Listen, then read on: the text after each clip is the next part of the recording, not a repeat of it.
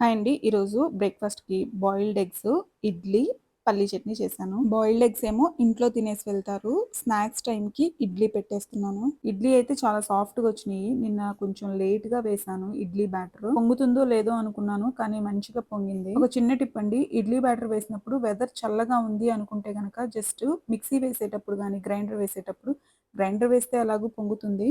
కానీ మిక్సీ వేసేటప్పుడు కొంచెం ఒక పిరికెడు రైస్ వేసి ఉడికిన అన్నం ఉంటుంది కదండీ! అది వేసి మిక్సీ వేయండి. పిండి మంచిగా పొంగుతుంది. ఇక లంచ్‌కైతే మెంతి కూర, ఫుల్ వెజిటబుల్స్ వేసి కుక్కర్‌లో రైస్ రెసిపీ చేసేసాను. ఇక అదే లంచ్ బాక్స్‌లో పెట్టేసాను. కర్డ్ కానీ ఏమీ వద్దన్నారు.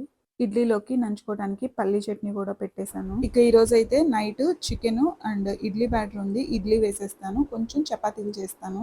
ఈ రైస్ రెసిపీ అయితే నాకు చాలా ఇష్టమండి. ఫుల్ వెజిటబుల్స్ ఉంటాయి. ఎవరికైనా రెసిపీ కావాలంటే కమెంట్ చేయండి. షేర్ చేస్తాను. ఇలా అయితే కిడ్స్ లంచ్ బాక్స్ ప్యాక్ చేశాను. ఇంతకీ ఈరోజు మీ కిడ్స్‌కి ఏం ప్యాక్ చేశారో కమెంట్ చేయండి. బై.